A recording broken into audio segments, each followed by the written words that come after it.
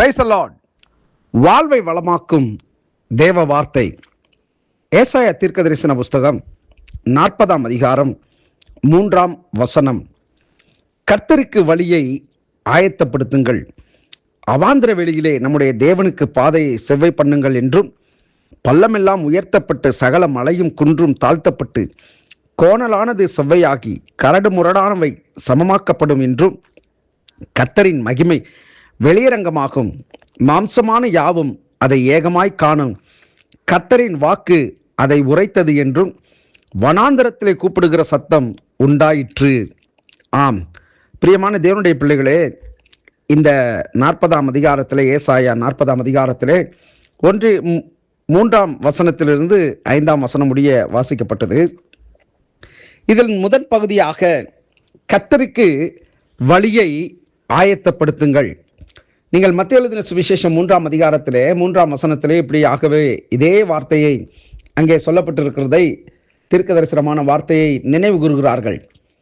கர்த்தருக்கு வழியை ஆயத்தப்படுத்துங்கள். அப்படி என்று சொன்னால், கிறிஸ்து இயேசு இந்த உலகத்திலே அவர் வெளிப்படுகிறதற்கு முன்னே உரைக்கப்பட்ட தீர்க்கதரிசன வார்த்தை இது நிறைவேறிற்று. ஆனாலும் அவருடைய வார்த்தை, நான் போகிறேன், மறுபடியும் திரும்ப வருவேன் என்கிற வார்த்தைக்கு இணங்க, அவருடைய வருகைக்கு முன்பதாக சில சம்பவங்களை தேவ பிள்ளைகளாக, தேவ ஊழியர்களாக நாம் செயல்படுத்தியே ஆக வேண்டும். கர்த்தருக்கு வழியை ஆயத்தப்படுத்துங்கள். அப்படி என்றால், இன்னும் நம்முடைய கண்களுக்கு முன்பதாக எத்தனையோ திரளான ஜனங்கள், கிறிஸ்து இயேசுவை அறியாதவர்கள், ரட்சிப்புக்குள் கடந்து வராத ஜனங்கள் ஏராளமானோர் உண்டு. இந்த நாளிலே உங்களையும் என்னையும் நம்பி கிறிஸ்து இந்த மேலான ஒரு ஊழியத்தை, இந்த மேலான ஒரு பாக்கியத்தை, இந்த மேலான ஒரு ஸ்லாக்கியத்தை தேவன் நமக்கு தந்தருளி இருக்கிறார். இந்த நாளிலே மக்கள் போகிற பாதைகளை நாம் அறிகிறோம். எல்லாம் நம்முடைய கண்களுக்கு முன்பதாக நடக்கிறது. அது மிகுந்த மனவேதனையும் மன உளைச்சலையும், கிறிஸ்துவின் மேல் பற்றில்லாத ஒரு வாழ்வு வாழ்கிறதையும் கிறிஸ்தவர்களும் விசுவாசிகளும் ஊழியர்களும் உலகத்தாரால் கரைபடுகிற அளவிலே பேசப்படுகிற பொருளாக மாறியிருக்கிறார்கள். ஆனால் கர்த்தருடைய வார்த்தையை நாம் இன்றைக்கு கேட்கிறோம். கர்த்தருக்கு வழியை ஆயத்தப்படுத்துங்கள் என்று சொல்லி, முதலாவது நாம் ஆயத்தப்பட வேண்டும்.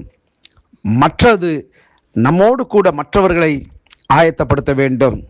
இப்படி இருக்கிற சூழ்நிலையிலே கர்த்தருடைய வருகை இப்பொழுது இருக்கும் என்று சொன்னால், நாம் கைவிடப்பட்டு போய்விடக்கூடாது.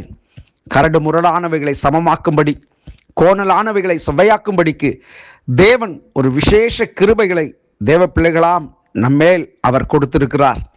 ஆகவே அந்த உரிமைகளை, அந்த பாரத்தை உடையவர்களாக அநேகரை நீதிக்கு உட்படுத்துவது நம்மேல் விழுந்த கடமையாயிருக்கிறது. நமக்கு முன்பதாக இருந்த தீர்க்கதரிசிகளை நாம் நினைவு கூறுவோம். அப்போஸ்தலர்களை நினைவு கூறுவோம்.